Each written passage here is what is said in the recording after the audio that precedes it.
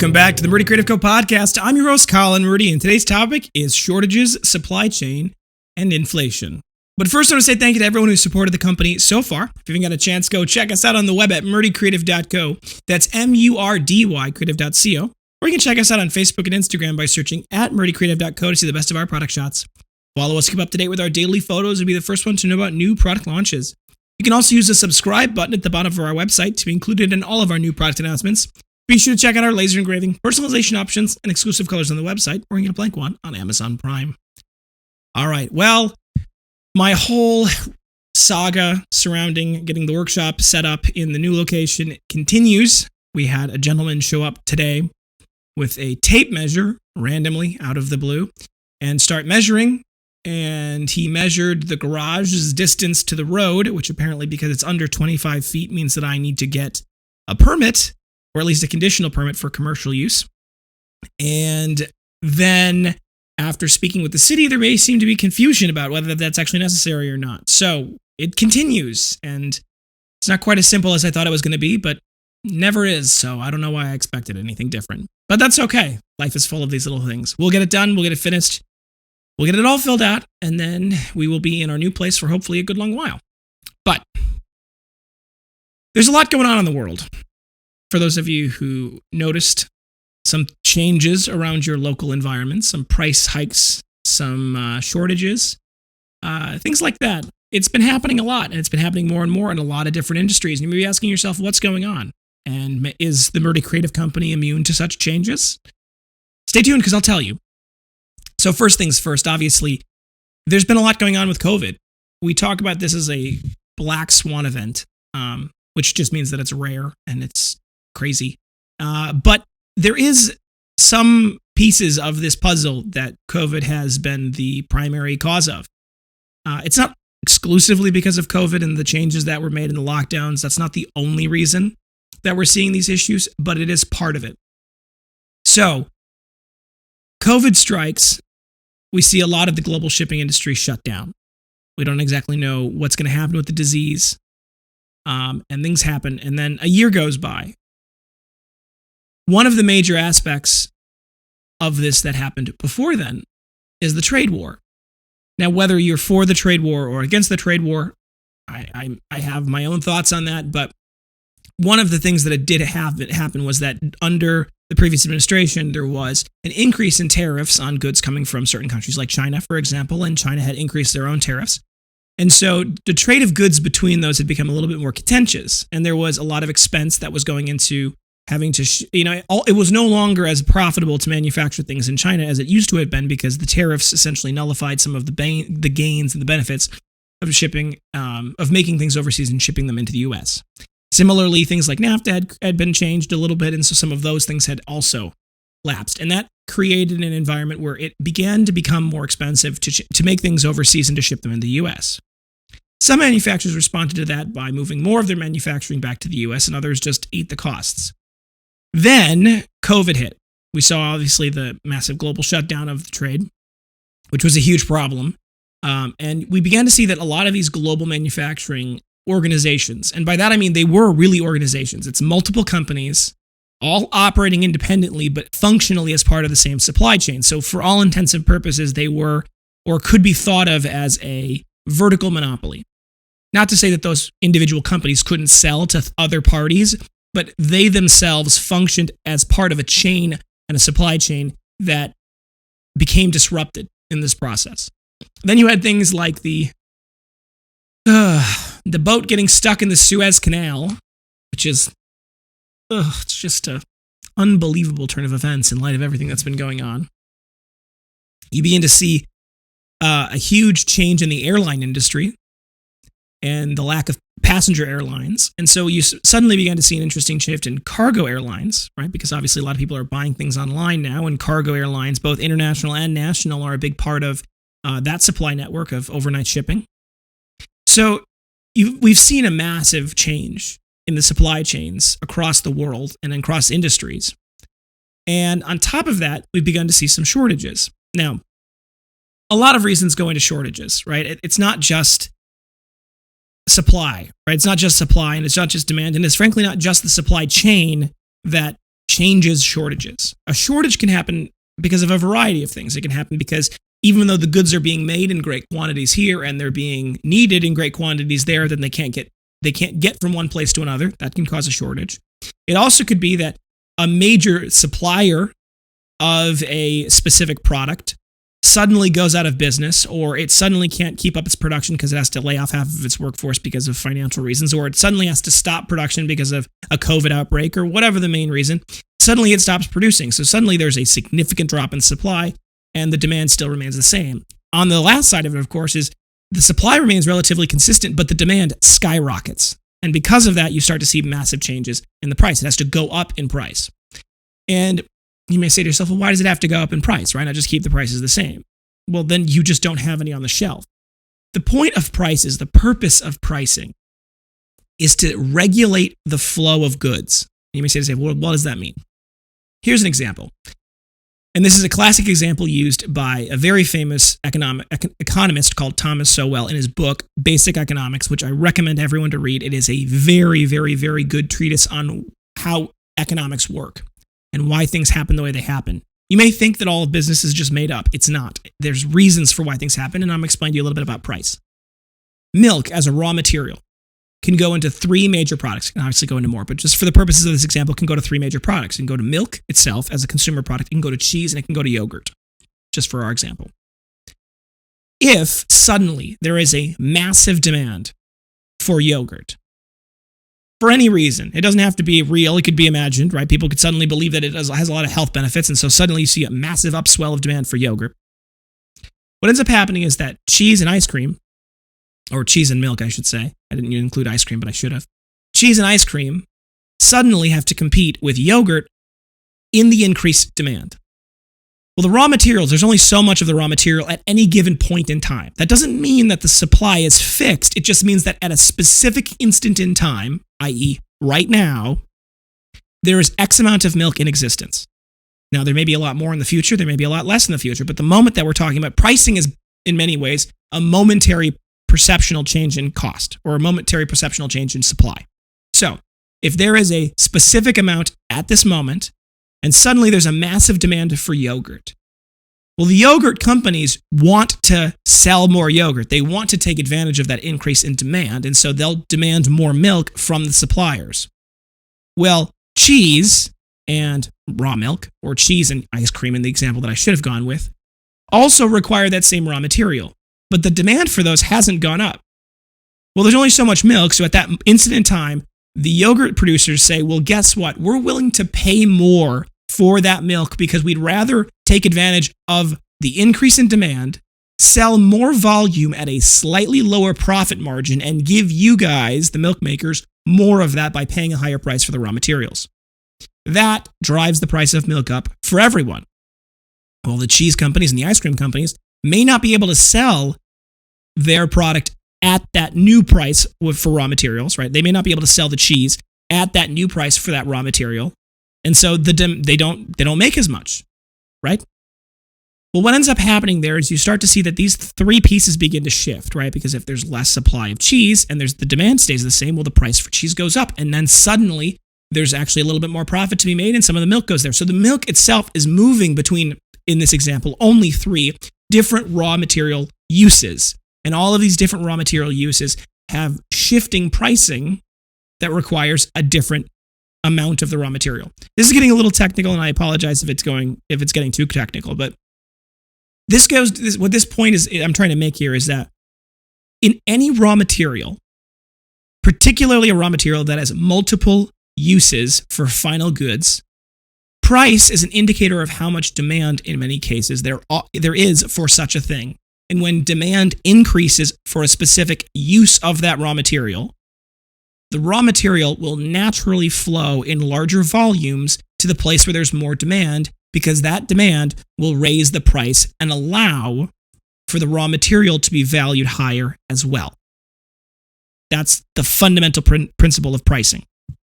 And pricing, by the way, isn't just invented. I, as a small business owner, don't get to just make up the prices that I charge for my products. I mean, I do, but that's not how it works. You know how many comments I get on my advertisements every day saying, wow, $80, that's way too much. You should price yourself lower. And I'm like, I would if I could, but I can't keep the lights on at a lower price. And I can't charge more because you wouldn't pay for it, right? So there is realities to the market of pricing. I can't charge more or I can't charge less than the market will bear. And that's exactly how the pricing structure works. So when we start to see shortages, which can be related to the effect of supply chain, and in the current instance, we're seeing an increase in our price of leather, and amongst other things, we've actually seen several of our raw goods go up in price. Now, some of that is because of shortages, right? The leather one is because of shortages, and others is because of inflation. Now, price and inflation have an interesting relationship. Inflation fundamentally is a relationship between physical dollars, both physical dollars and imaginary dollars, but physical dollars core in a core perspective, chasing a certain number of goods. So if there is, for an easy number, $10 million, and there's 10 million transactions that are all $1 a piece, that's the equal amount. But suddenly, if you flood the market with $100,000 or $100 million, and there's the same number of transactions, suddenly each of those transactions will consume more dollars, because you don't just get to invent value, right? You can't just print more money and expect the money to stay the same value. That doesn't make any sense, right? A transaction is still worth the same inherent base value of that transaction, no matter what the medium of transaction is. Whether I buy the soda can for 25 cents and 25 cents can also buy this other thing, or whether I buy the can of soda for 50 cents and 50 cents could buy the exact same other thing, the money itself is really pegged against what it can buy in the general market, right? So perception of value is based off of what that same money can do for other things, right? It's kind of a concept of what's called opportunity cost, and I can go into more of that later. This is all stuff they talk about in business school. But what it really means is the fact that I believe currently, and I can go double check the statistic for those that are interested, or they can go look it up.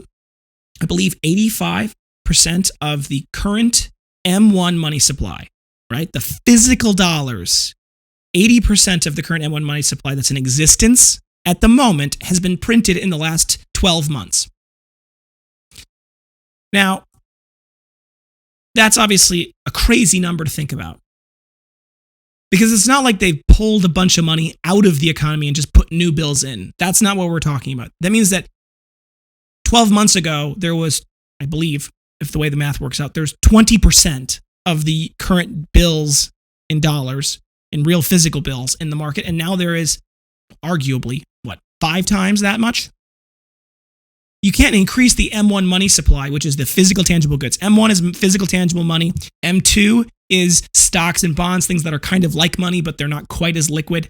And then there's the M3 money supply, which is like houses, things that are harder to sell and take a little more time. They're not quite as liquid. That's the general concept. I could be getting that a little wrong, but M1 money supply, the physical dollars, actually does lead in many cases to an increase in the M2 and the M3, but the M1 is the easiest one to control because it's the most liquid. It's the easiest one to move around. The M1 money supply has gone up in a massive way, and because the M1 money supply has gone up in a massive way, there's a lot more dollars chasing the same number, or in many cases, fewer goods because of the shortages and the physical shortages. What that does to prices is it skyrockets prices. It increases prices on both sides of the equation. It makes the price, because of the shortage, the price will naturally rise. And because there's a lot more inflation, there's a lot more physical dollars, the price will go up even more. So you start to get into this place where there's this concept of runaway inflation, and inflation just goes up and up and up and up and up. And really the people that get squeezed the worst are, in often cases, the poor and small businesses. Because small businesses oftentimes have a smaller customer base that can be more price sensitive. If you've got a large customer base, an increase in price may affect a portion of your customer base depending on how large your base is and how sensitive they are to price. And there's something called price elasticity, which functionally just means that how sensitive are your customers to a price change. If you change your price $1 up or 1% up is an easier way to think of it, and suddenly no one buys your product, that means your price is very price inelastic. You cannot handle a change in price. If, however, you can change your product 10% up and your sales stay relatively the same, you have a relatively elastic price, right? So certain goods, certain industries, certain people have relatively different tolerances for price elasticity. And that's where small businesses often deal with a small customer base that deal in much more inelastic terms. And that becomes a challenge, right? For us, I am hoping, and we have taken very dedicated steps to try to limit our cost increases. We have done our very best to try to minimize costs, to cut costs internally where we can and make our process more efficient and use less resources to achieve the same outcomes in an effort to keep our prices the same. However, I don't know where this inflation is going to go. It could go through the roof, and it terrifies me. That's a real concern, is that this inflation is going to just take off and spiral, and suddenly, rather than being able to go to McDonald's and get a meal for $8, it's going to be you're going to go to McDonald's and you can barely get that same meal for $16. I don't know exactly what's going to happen in the inflationary world, and it could happen fast. So we are aggressively internally working on trying to figure out any place that we can streamline our process, make things more efficient, make things go faster, do more with less. We are working on securing pricing contracts with our current suppliers so that they agree that they won't change their prices on us, and we agree to buy a certain amount in a certain time frame. We're also working on trying to figure out ways to find new suppliers for similar goods, right, without having to compromise on our quality. For example, we've talked a lot about developing our own inserts, right, the things that we put in our journals, and trying to find ways to make those ourselves. And if we can do that, that could be a great opportunity for us. So there's opportunities that we're working on developing to help keep our costs down, which will allow us to keep our price down. However, it's possible in the future that we will have to do a price increase depending on how inflation spikes. The one and last and saddest part of all of this is that normally when price goes up, it doesn't really go down. Not regularly, not usually, and not by much if it does. And that is a challenge for everyone. And I'm hoping we see things slow down a little bit before they get a lot worse, because a little bit of inflation is good. A lot of inflation is very, very bad. All right, thanks. All right, folks, thanks for checking in today. To be sure to check back in on Thursday for our next topic. And don't forget to check that subscribe button below to get our latest podcast right away. If you have any questions or concerns about your leather binder, journal, folio, or anything else we sell, feel free to contact us on the main page of our website at Murdy Creative Co. Or you can send us a contact via Instagram and Facebook. We'll do our best to get back to you. Email, text, call, direct message, all the usuals. We'll do our best. Our phone number is 414-434-9001. You can call or text that number Monday through Friday, 9 a.m. to 5 p.m. Please don't call us at 5 a.m. And that is 414-434-9001. We're happy to help you over the phone. We can take orders over the phone. It's a little tricky, but really the best way to get a hold of us if you have questions is email. If you've got a quick thing, though, like I need to change my name engraving because I entered it wrong, or my address is wrong and that I entered on my order, give us a call. Definitely right away. That makes it easy for us to update those before they get made or shipped. So if you think we deserve it, a good review can go a long way to help us grow our new community. Both a review on the podcast, whatever app you're listening on, or a nice comment in YouTube. I love reading those. Alternatively, if you want to leave a review on the product, go to murdycreative.co/reviews. There's a button there that says leave us a good review. You click on that, that'll take you to facebook.com/murdycreative.co/reviews. And you can read all of our reviews there, and you can leave us a nice review. If you don't have Facebook, you can just send us an email, sales@murdycreative.co. With your nice review, we'll read it, we'll post it on our wall, and we really appreciate that. We just use Facebook because it's a nice way to make sure that you know that we're not lying. If you would leave us a bad review, on that same page, there's another button that gets you in direct contact with us. Give us an opportunity to make things right. As a small business, it is deeply important to me that everyone is happy with their product and with the process by which they got that product. And so if there's any reason that you would leave us a bad review, please contact us. Let me make it right. Let us have an opportunity to fix it. We really stand by our products, and we want to make sure that everyone's happy. So give us that opportunity if you can. One of the best ways to help us, though, is word of mouth. It's the best advertising, always has been. Please tell your friends about our product, tell your friends about our company, and if you want to get a little something for doing that, go to murdycreative.co. At the very top, there's a login button. You click login. All you need to put in is an email and a password. That's it. The bottom left-hand corner, there's a rewards tab. Once you click on that, once you're logged in, you get 5% back on any purchase you make as in-store credit, and there's a shareable link. If you share that link with your family and friends, and they buy something, they get $5 off their first purchase, and you get $5 of in-store credit every time they make that purchase. So it's a great way to help us, help you, and help the company. So definitely check that out. If you have any podcast topics you want to hear more about, send them my way. I am always happy to talk about just about anything if I can. So definitely reach out, send us an email, send us a comment below. I'll talk about it if I can. If you're looking for multiple binders, journals, folios, accessories, anything that we sell, for gifts, giveaways, menus, really any reason, ask about our bulk discounts. This minimum order quantity for our bulk discount is 5. So it's 5 of one thing or 1 of 5 things. It's mix and match. It's just based off the total cart quantity. If you're looking for more than 5 things, definitely reach out to us via SALES at murdycreative.co. That's sales at murdycreative.co. And if you are interested in getting a custom engraved item, we have no minimum order quantities for those. None. So you can get just one engraved with your logo or your name or your signature or whatever you want. Just one. There's no minimum fees or no minimum quantities, and there is no setup fees. It's just a flat fee per item starting at $15. Normally, they all are $15. If it's really large, like it takes for the whole cover, or it's really intricate, we may have a little bit more expense, but for the most part, it's just $15 flat fee. So definitely check that out. If you're interested in that, reach out to us, SALES at murdycreative.co, or you can go to the custom/bulk page at the top of our website. You can see that in the center of the menu.